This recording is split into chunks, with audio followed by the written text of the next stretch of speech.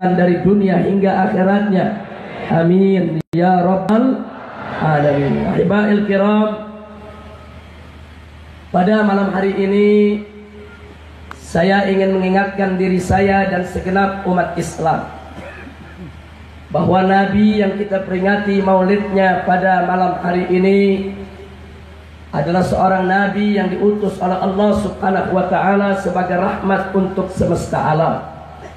Wallahu subhanahu wa ta'ala qala wa ma arsalnaka illa rahmatan lil alamin. Nabi yang pada malam hari ini kita peringati maulidnya adalah seorang Nabi yang berakhlak begitu agung sehingga Allah Subhanahu wa ta'ala memberikan kesaksian akan keagungan dan kesempurnaan akhlak dan kepribadiannya. Allah nyatakan dalam Al-Quranul Karim sebagai syahadatun ilahiyah. Wallahu subhanahu wa ta'ala qala li nabiyyihi Muhammadin sallallahu alaihi wasallam wa innaka la'ala khuluqin azim. Nabi yang berakhlak mulia ini, saudara, sebagaimana tadi disampaikan oleh penceramah-penceramah kita, kalau kita ingin mengupas kesempurnaan, keagungan, kepribadian beliau, 1 jam, 2 jam ceramah tidak akan pernah cukup. 1 minggu, 1 bulan, 1 tahun kita diskusi tidak akan pernah selesai. Bahkan seumur hidup kita sekalipun, kita tidak akan pernah mampu untuk menuntaskan pemaparan kesempurnaan kepribadian Nabi, saking sempurnanya. Tapi sungguh pun demikian, ada satu ungkapan yang luar biasa yang disampaikan oleh Ummul Mukminin Sayyidatuna Aisyah radhiyallahu taala anha tatkala beliau ditanya oleh seorang tabi'in, "Ya Ummul Mukminin, kaifa kana khuluqun Nabi sallallahu alaihi wasallam?" Wahai Ummul Mukminin, bagaimana sih sebetulnya akhlak Nabi? Pertanyaannya singkat tapi mendalam, saudara. Bagaimana sebetulnya akhlak Nabi? Sayyidatuna Aisyah radhiyallahu taala anha, saudara, bizakaiha, dengan kecerdasannya yang cemerlang, beliau menjawab dengan jawaban yang singkat, padat, ringkas, jelas, luar biasa. Di mana beliau katakan kana khuluquhul Quran. Akhlak Nabi adalah Al-Quran. Ini jawaban luar biasa, saudara. Jadi Siti Aisyah radhiyallahu taala anha mengatakan bahwa akhlak Nabi adalah Al-Quran. Maknanya, saudara, segala tindak tanduk kehidupan Nabi, ucapannya, perbuatannya, sikap hidupnya, saudara, seluruh yang dilakukan oleh Nabi seumur hidupnya tidak lain dan tidak bukan merupakan pengamalan, pelaksanaan, pengejawantahan daripada isi kandungan Al-Quranul. Bagaimana Al-Quran itu membimbing, begitulah akhlak Nabi kita Sayyiduna Muhammad sallallahu alaihi wasallam. Dan kemana Al-Quran itu menuntun, kesanalah kita punya Nabi beramal, saudara. Makanya mari kita lihat, Al-Quranul Karim mewajibkan sholat 5 waktu. Demi Allah, Nabi tidak pernah melalaikan sholat 5 waktunya. Al-Quranul Karim mewajibkan puasa di bulan Ramadan. Demi Allah, Nabi nggak pernah mengabaikan puasa di bulan Ramadan. Al-Quranul Karim mewajibkan aneka ragam kewajiban. Demi Allah, tidak ada satupun kewajiban yang diabaikan, dilalaikan oleh Nabi kita Sayyiduna Muhammad sallallahu alaihi wasallam.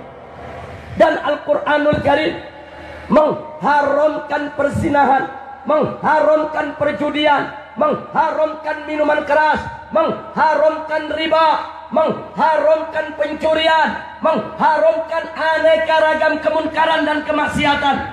Demi Allah, kita punya Nabi, jangankan berbuat maksiat, terlintas di benaknya untuk berbuat maksiat tidak pernah terjadi seumur hidupnya. Sudah Shallu ala Nabi.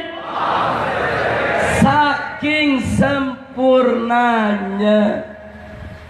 Jadi kalau hari ini kita mau tahu bagaimana akhlak Nabi dan untuk mencontoh akhlak Nabi, maka buka Al-Quran, pelajari Al-Quran, baca Al-Quran, pahami isi kandungan Al-Quran, amalkan isi kandungannya.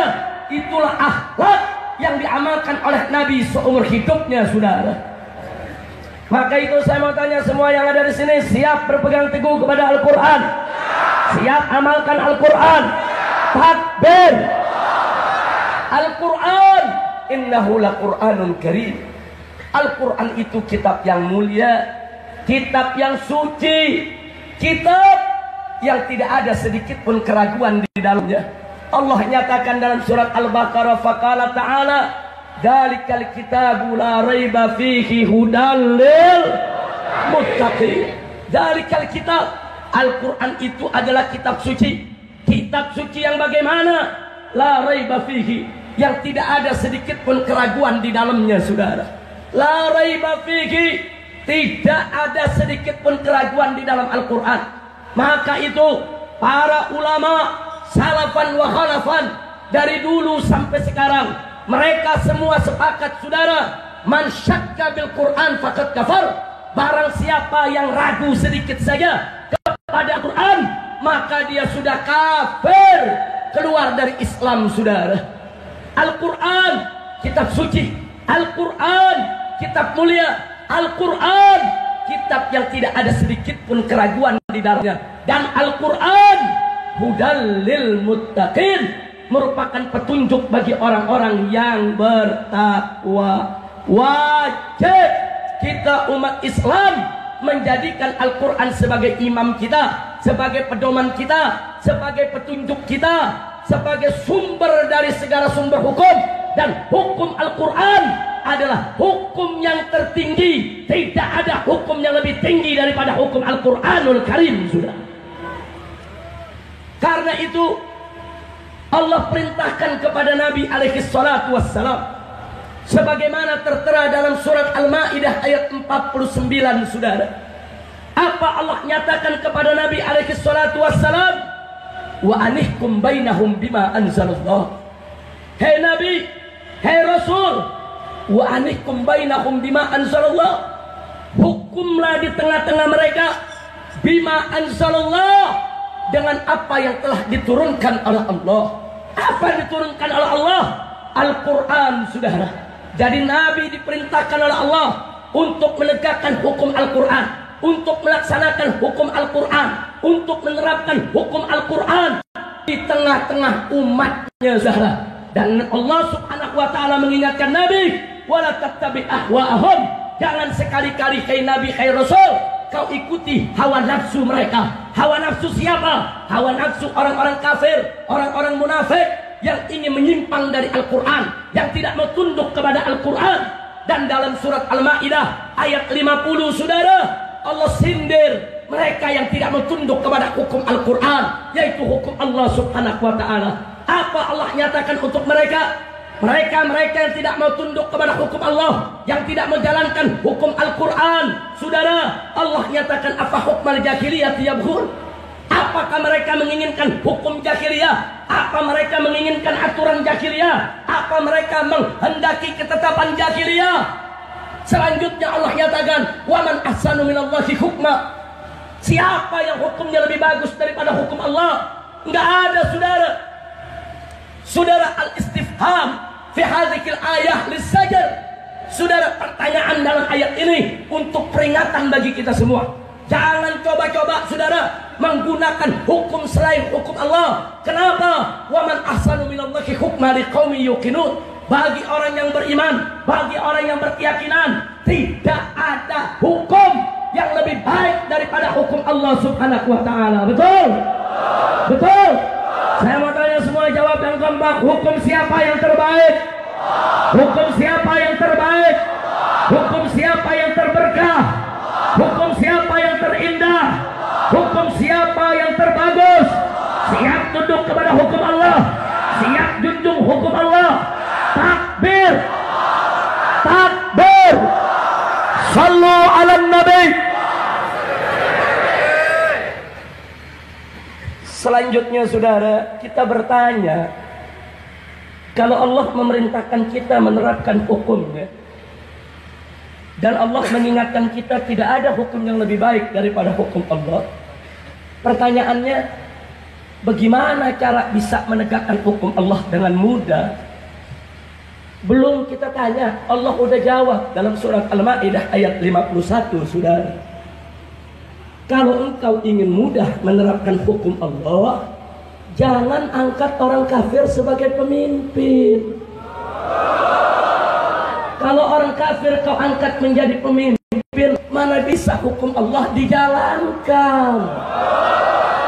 Enggak boleh saudara. Kalau kau ingin hukum Allah tegak, hukum Allah dilaksanakan, jangan sekali-kali mengangkat orang kafir sebagai pemimpin. Makanya Allah nyatakan, faqala ta'ala, ya ayyuhalladzina amanu la tattakhidul yahuda wan nasara awliya. Hei orang-orang beriman, jangan sekali-kali kau menjadikan orang-orang Yahudi dan Nasrani sebagai aulia. Ada yang nanya, aulia itu apa artinya? Aulia itu bentuk jamak dari kata wali, saudara. Kata wali dalam bahasa Arab, saudara, lahu ma'anin muta'addidah, memiliki beberapa makna.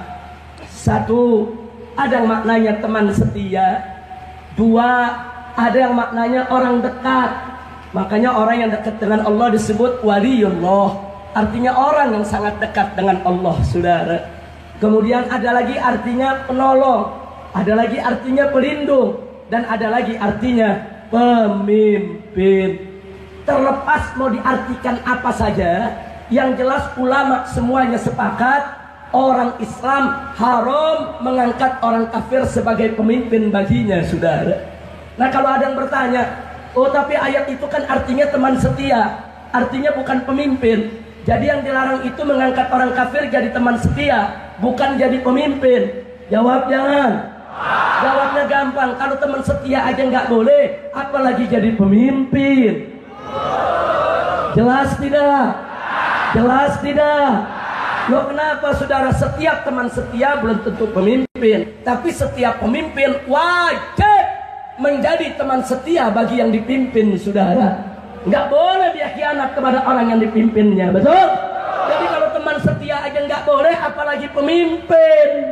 Oh ada yang bilang, Habib katanya itu teman yang namanya aulia itu artinya pelindung. Iya betul, bisa diartikan pelindung. Tapi yuk mari kita lihat, kalau pelindung aja nggak boleh, apalagi pemimpin, sudah. Kenapa? Setiap pelindung belum tentu pemimpin. Setiap pemimpin wajib untuk menjadi pelindung mereka yang dipimpinnya. Kira-kira jelas tidak? Jelas tidak? Paham tidak? Takbir. Luar biasa orang Bekasi, baru dikasih 2 menit udah paham. Ada profesor, doktor, kiai haji, kuliah 20 tahun nggak paham-paham. Masih muter aja muter, masih ngebolehin orang kafir jadi pemimpin. Kira-kira jelas tidak? Jadi sekarang saya mau tanya semua yang ada di sini, saudara, boleh gak orang Islam mengangkat orang kafir jadi pemimpin? Boleh tidak? Boleh tidak? Boleh tidak? Boleh, saudara, haram. Jadi kalau besok ada yang mau jadi calon gubernur atau calon presiden dari kalangan orang-orang kafir, haram umat Islam untuk memilihnya, saudara. Haram. Ada yang protes, Habib, tapi kan konstitusi bilang boleh. Kalau Habib mengharamkan berarti Habib ini melawan konstitusi.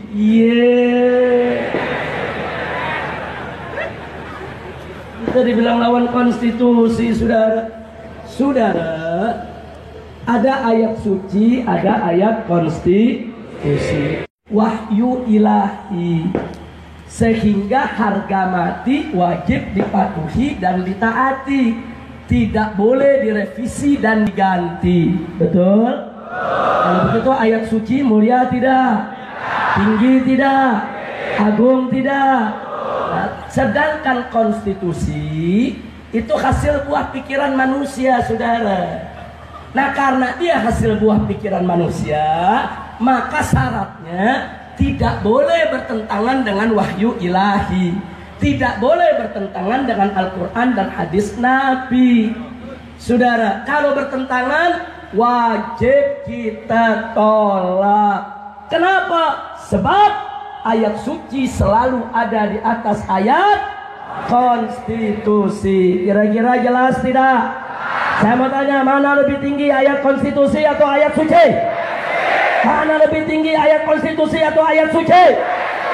Betul? Yakin? Takbir?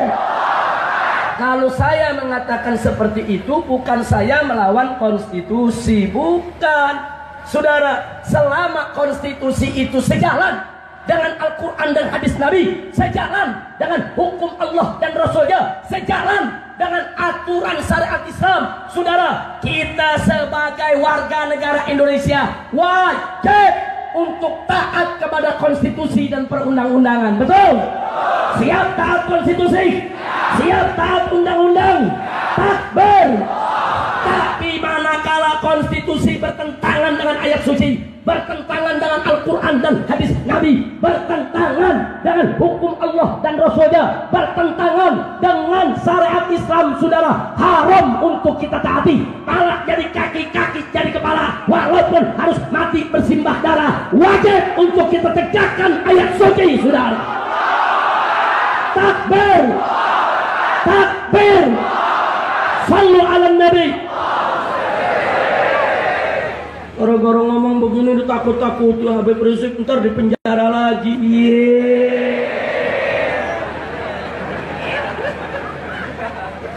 Saudara, jangan nakutin habaib, jangan nakutin ulama, jangan nakuti kiai dengan penjara, jangan. Justru kita mau nakuti pejabat sama neraka. Loh kok bisa? Nah sekarang saya mau tanya, kalau ada pejabat bikin aturan bertentangan dengan aturan Allah, pertanyaan saya, yang menentang aturan Allah tempatnya di mana? Yang menantang Allah tempatnya di mana? Yang melawan hukum Allah tempatnya di mana? Dan sekarang saya mau tanya lagi, neraka atau penjara, sakitan mana? Pedih mana? Serem mana? Menakutkan mana? Neraka, saudara. Jangan pakai Habib bisa di penjara lagi. Lu ntar masuk neraka. Ya Allah, kira-kira jelas tidak? Jelas tidak? Maka itu sekarang semua yang saya mau tanya yang ada di sini, mau masuk ke neraka atau ke surga? Yakin? Siap tegakkan hukum Allah, siap tegakkan Al-Quran, siap bela Islam. Takbir! Nah jadi kalau saya diprotes Habib, undang-undang di Indonesia, konstitusi boleh orang kafir untuk menjadi pemimpin di Indonesia. Hei, ubah itu konstitusi, revisi, batalkan. Nggak boleh orang kafir untuk menjadi pemimpin di negara yang mayoritas muslim, saudara. Hukum Allah lebih tinggi daripada undang-undang yang ada. Betul? Betul? Takbir! Dari dulu kita sudah anjurkan, saudara. Saya sudah mundar-mandir ke DPR MPR. Sudah 18 tahun. Kita katakan itu pasal 6 dalam Undang-Undang Dasar 1945 itu harus diamandemen. Presiden dan Wakil Presiden Republik Indonesia harus beragama Islam. Setuju? Setuju? Takbir! Gua ada yang bilang, Habib kalau gitu ini rasis fasis. Bukan, ini bukan rasis, ini bukan fasis, tapi ini adalah ajaran agama. Ini sekarang ini saudara terjadi pergeseran yang sangat berbahaya. Kalau ada kiai, ada ustadz, khutbah Jumat atau taklim di masjid membawa surat Al-Maidah ayat 51, apa kata mereka saudara? Mereka mengatakan, wah itu kiai, itu Habib sedang mempolitisasi masjid. Orang menyampaikan firman Allah dalam masjid bukan mempolitisasi masjid, tapi mengajarkan yang hak, menegakkan kebenaran, jangan menyebar fitnah. Saudara, kalau para kiai dan para habaib sedang mempolitisasi masjid, mempolitisasi majelis, mempolitisasi tabligh, itu fitnah keji yang nggak boleh kita biarkan. Betul? Saya mau tanya saya surat Al-Maidah 51. Firman siapa? Allah. Jawab yang kompak. Firman siapa? Allah. Kalam siapa? Allah. Boleh dibaca di masjid, boleh dibaca di khutbah, boleh diajarkan di tabligh, boleh dibahas di majelis taklim. Betul, betul. Takbir, takbir. Sallu ala nabi. Saya hanya ingin mengajak umat Islam tunduk kepada hukum Allah. Jangan mau saudara kita tunduk kepada siapapun yang mengajak kita maksiat kepada Allah. Betul? Nabi mengatakan dalam hadisnya, kama qala Nabi sallallahu alaihi wasallam, la ta'ata li makhluqin fi maksiatil khaliq, innama ta'atu fil ma'ruf. Tidak ada ketaatan kepada makhluk yang manapun juga di dalam maksiat kepada Allah sang Khaliq, sang pencipta, saudara. Enggak boleh. Kita enggak boleh taat kepada manusia yang manapun, saudara, untuk maksiat kepada Allah. Enggak boleh. Innamat ta'atu fil ma'ruf. Sesungguhnya ketaatan itu hanya berlaku di dalam kema'rufan, saudara. Kita wajib taat kepada ibu bapak kita, kepada kedua orang tua kita. Wajib untuk kita mentaatinya selama kedua orang tua kita mengajak taat kepada Allah. Tapi manakala kedua orang tua kita mengajak kita maksiat kepada Allah, haram untuk kita taati, saudara. Begitu juga saudara, seorang istri wajib untuk taat kepada suaminya, saudara. Nggak boleh melawan suaminya, nggak boleh membangkang terhadap suaminya selama suaminya mengajak taat kepada Allah dan Rasulnya. Tapi manakala si suami mengajak istri untuk maksiat kepada Allah, haram, saudara, si istri untuk mentaati suaminya, saudara.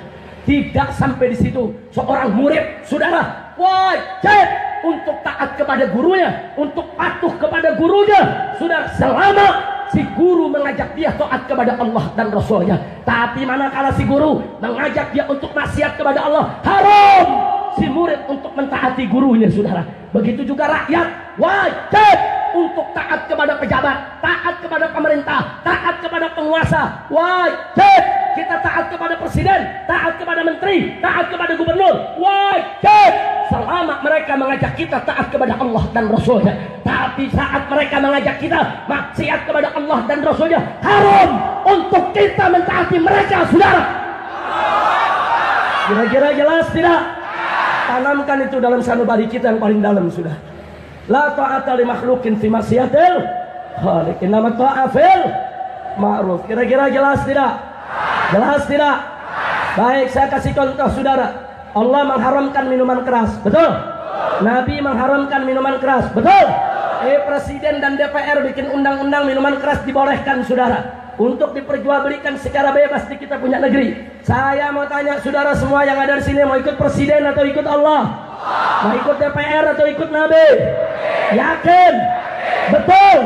Saudara, karena kalau presiden dan DPR membolehkan minuman keras untuk diperjualbelikan, berarti presiden dan DPR, saudara, patuh kepada Allah tidak? Ikut Allah tidak? Ikut Nabi tidak? Kalau begitu apa boleh kita taati putusan mereka? Haram, saudara. Nggak boleh lawan. Nggak boleh kita biarkan, saudara. Ini negara Republik Indonesia, saudara, 90% penduduknya adalah umat Islam, yang kitab sucinya adalah Al-Quran, yang mereka wajib tunduk kepada Al-Quran. Nggak boleh kita sebagai umat Islam kita biarkan Al-Quran kita disingkirkan, Al-Quran kita dilalaikan, Al-Quran kita diabaikan. Tegas Nabi mengatakan, saudara, dalam hadisnya, man ja'al Al-Quran amamah qadahu ila jannah, wa man ja'alahu wara'a dhahri saqahu ila nar. Apa kata Nabi alaihi salatu wassalam? Barang siapa menjadikan Al-Quran di depan dia sebagai imam dia, sebagai pedoman dia, sebagai petunjuk dia, Al-Quran akan menuntun dia masuk ke dalam surga. Dan barang siapa yang menjadikan Al-Quran di belakang tulang punggungnya, dia belakangi Al-Quran, dia nggak mau amalkan Al-Quran, dia remehkan Al-Quran, dia lecehkan Al-Quran, dia tinggalkan Al-Quran, maka Al-Quran akan jorokkan dia masuk ke dalam neraka jahanam. Itu saya tanya sekali lagi, masuk surga? Semua saudara masuk surga? Mau masuk surga? Mau masuk surga? Betul.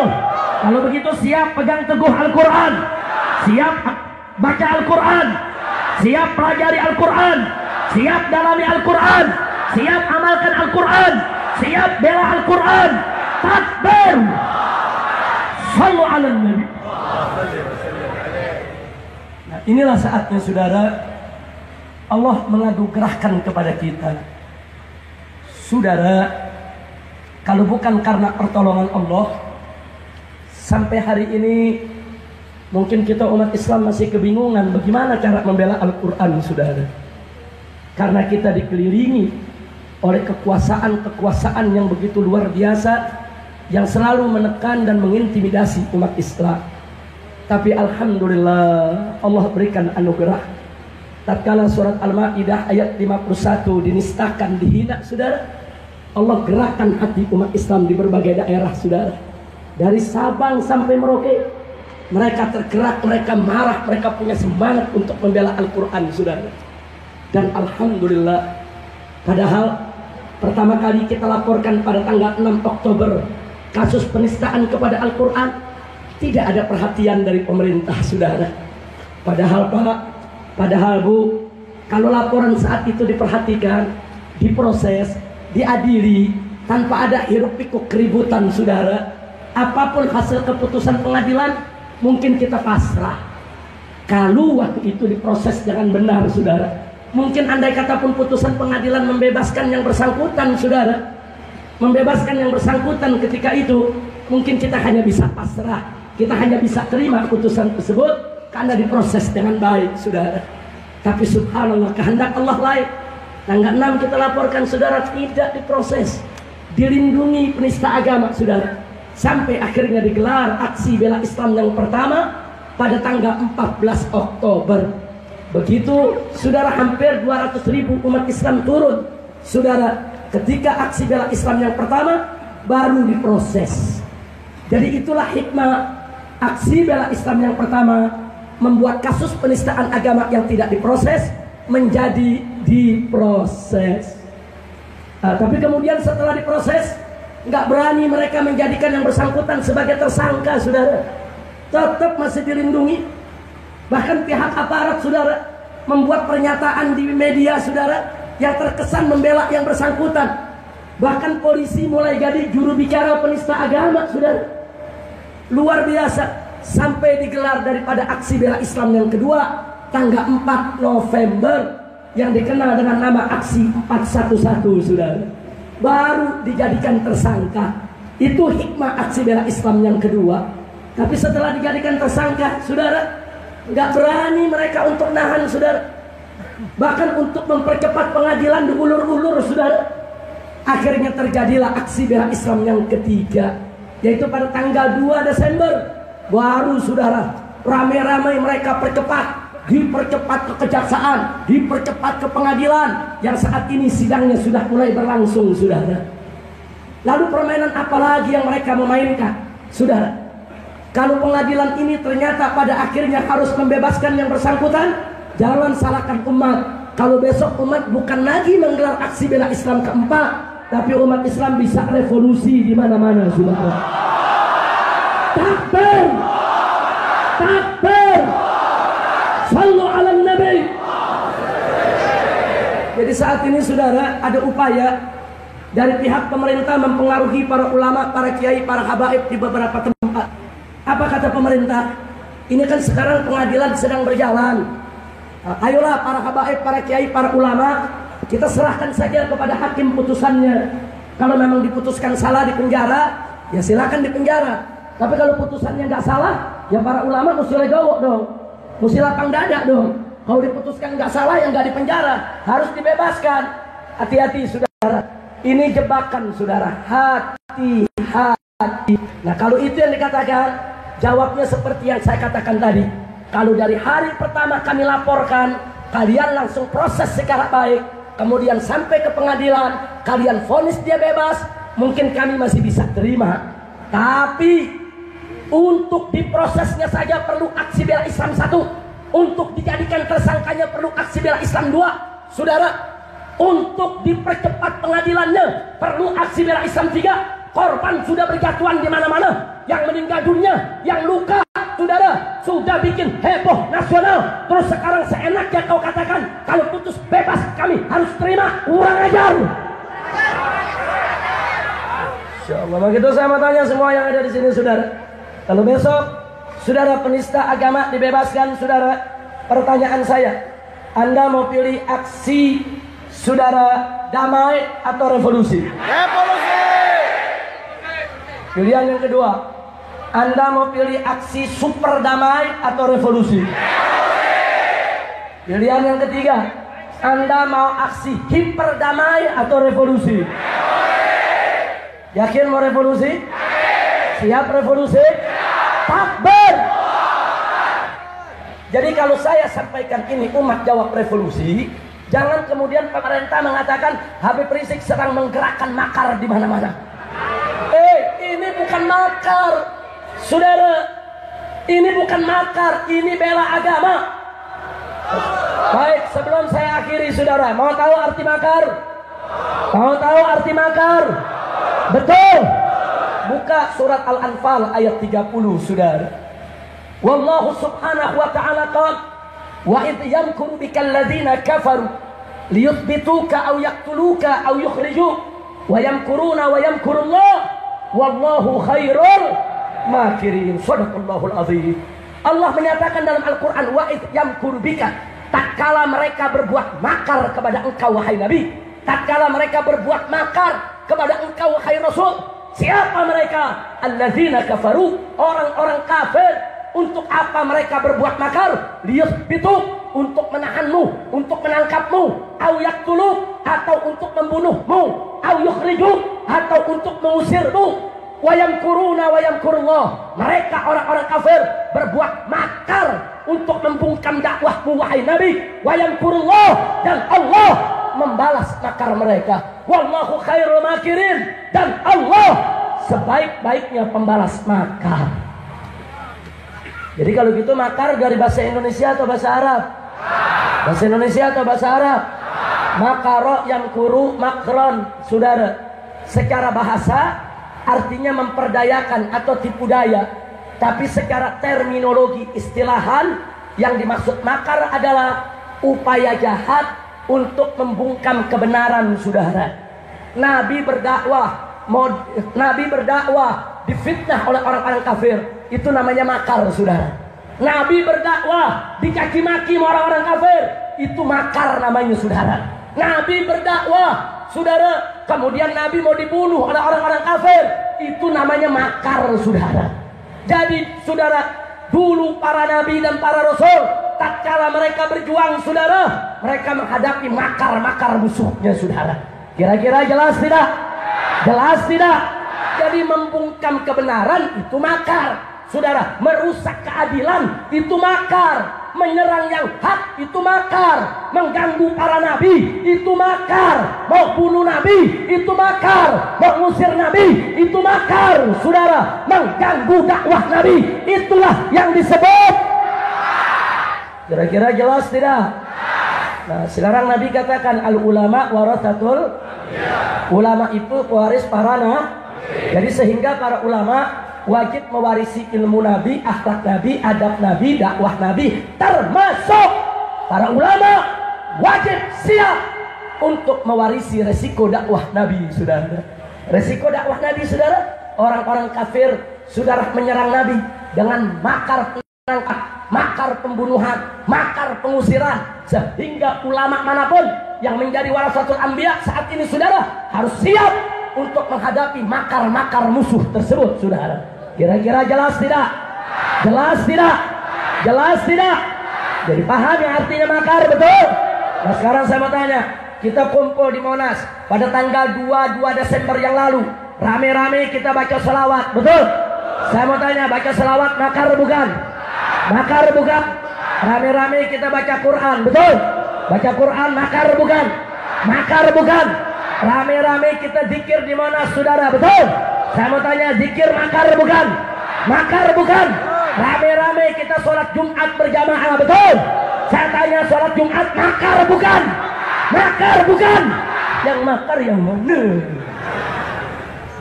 Ngomong enak aja, saudara. Aksi 212 ini disusupi oleh rencana makar. Makar dari mana? Saudara, kalau umat Islam rame-rame datang ke Monas, saudara, bawa AK-47, bawa granat, bawa basoka, nembak istana, presiden mati, itu makar. Kira-kira jelas tidak? Saya mau tanya semua, waktu 212 ada yang bawa basoka, ada yang bawa granat, ada yang bawa bom, ada yang bawa AK-47. Jadi yang makar yang mana? Enaknya Kapolda Metro Jaya main ngomong makar. Mulut lu bojigong. Ya bukan, kalau dia bilang makar buktikan saudara. Kalau ada senjata, mana senjatanya?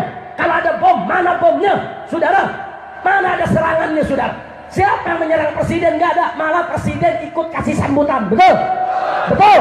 Kalau aksi 212 itu makar, berarti presiden sudah terlibat ikut makar sudah. Betul? Betul? Berarti ini Kapoldanya pinter apa goblok? Bukan, bahlul. Kira-kira jelas tidak? Jelas tidak? Baik, sebelum saya akhiri sekali lagi saudara, yang namanya makar bukan menegakkan yang hak. Betul? Nah sekarang begini saudara, kalau menangkap ulama itu namanya makar. Betul? Betul? Coba ayo saya mau tanya saudara, nangkep ulama makar bukan? Nangkep habaib makar bukan? Mau ngelarang dakwah makar bukan? Mau fitnah umat Islam makar bukan? Mau ganggu dakwah makar bukan? Umat Islam baik-baik dituduh teroris saudara, makar bukan? Jadi siapa yang bikin makar? Bukan kita saudara. Betul? Betul? Betul? Sudah, saya nggak mau lanjutkan itu. Yang penting Anda sudah paham makna makar. Kenapa ini harus saya sampaikan? Sebab saya khawatir besok begitu umat Islam punya semangat revolusi yang tinggi, belum apa-apa udah ditakut-takuti kita berbuat makar saudara. Enggak, revolusi itu bukan makar saudara. Kalau pemerintahnya adil, pemerintah menegakkan hukum, pemerintah menindak orang-orang yang bersalah, kemudian kita berontak, itu makar saudara. Tapi kalau pemerintahnya zalim, menyusahkan rakyat, negeri mau dijual kepada asing, penista agama dilindungi, hukum diobok-obok, itu kalau dilengsarkan bukan makar saudara. Wajib untuk kita bela agama dan negara. Betul? Takbir. Kira-kira jelas tidak? Nah baik, yang terakhir saya tanya sekali lagi saudara, kalau Ahok besok sampai bebas saudara, mau aksi damai atau revolusi? Yakin? Betul? Bisa dibuktikan malam ini? Betul? Takbir.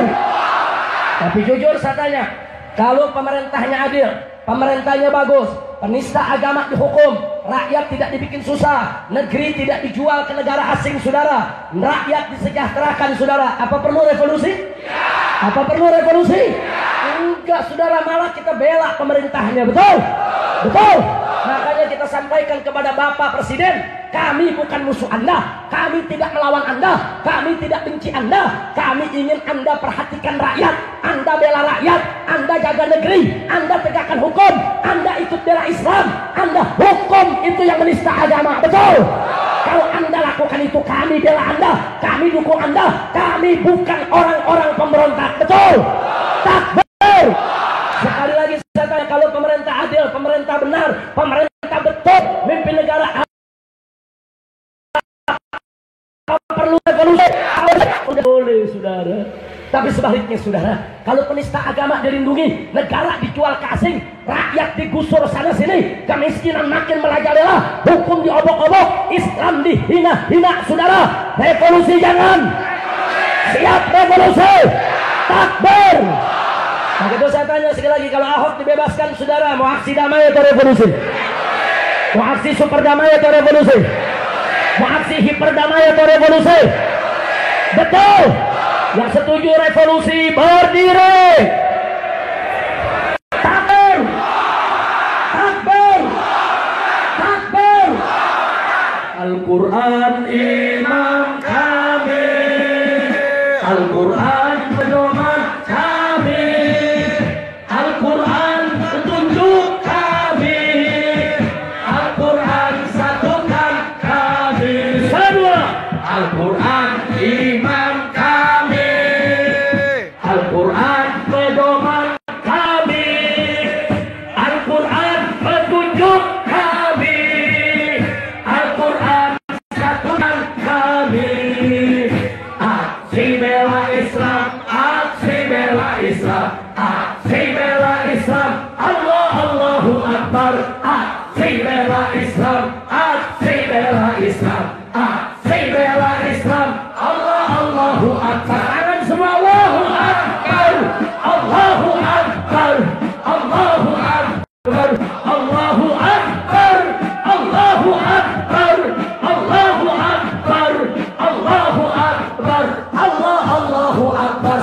lagi. Al-Quran imam kami. Semua Al-Quran pedoman kami. Lanjut. Al-Quran petunjuk kami. Al-Quran satukan kami. Al-Quran imam kami. Al-Quran pedoman kami. Al-Quran petunjuk kami. Al-Quran satukan kami. Aksi bela Islam, aksi bela Islam, aksi bela Islam. Allah Allahu Akbar. Aksi bela Islam, aksi bela Islam, aksi bela Islam. Allah Allahu Akbar. Semua Allahu Akbar. Allahu Akbar. Allahu Akbar. Allahu Akbar. Allahu Akbar. Allahu Akbar. Allahu Akbar. Allahu Akbar. Sekali lagi. Al-Quran imam kami. Al-Quran pedoman kami. Al-Quran petunjuk kami. Al-Quran satukan kami. Al-Quran imam kami. Al-Quran pedoman kami. Al-Quran petunjuk kami. Al-Quran satukan kami. Aksi bela Islam, aksi bela Islam, aksi bela Islam. Allah Allahu Akbar. Semua aksi bela Islam, aksi bela Islam, aksi bela Islam. Allah Allahu Akbar. Allahu Akbar. Allahu Akbar. Allahu Akbar. Allahu Akbar. Allahu Akbar. Allahu Akbar. Allahu Akbar. Allahu Akbar. Takbir. Takbir. Siap revolusi. Siap selamatkan negeri. Siap bela Allah. Siap bela Rasul. Siap bela Quran. Siap bela Islam. Siap bela agama. Siap bela negara. Siap bela NKRI. Takbir. Tapi ingat, revolusi tidak boleh sendiri-sendiri. Betul? Harus ikut komando para habaib dan para ulama. Betul? Siap ikut habaib. Siap ikut ulama. Takbir. Takbir. Sallu ala Nabi. Ini jangan sampai nanti pulang dari sini langsung revolusi nanti. Pulang yang tertib rame-rame ke rumah masing-masing. Betul? Setuju revolusi? Setuju revolusi, duduk kembali. Takbir.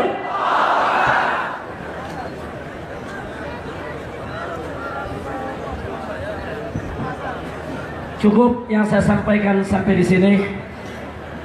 Terima kasih atas segala perhatiannya dan mohon maaf atas segala kekurangannya. Doakan agar saya diberikan kekuatan oleh Allah, agar tetap bisa istiqamah dan mati dalam husnul khatimah. Begitu juga semua yang hadir di sini. Ala hadhihi niyyah wa likulli niyyatin salihah. Wa ila hadratin Nabiyil Mustafa sallallahu alaihi wasallam. Bisiril Fatihah.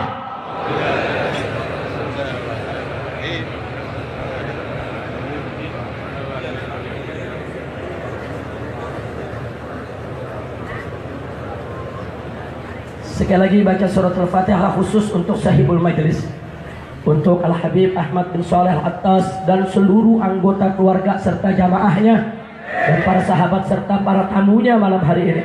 Diberkat Al-Fatihah agar dikuatkan imannya, dimantapkan Islamnya, diindahkan ihsannya, dimuliakan akhlaknya, dan diberikan kebahagiaan dari dunia hingga akhiratnya. Bismillahil Fatihah.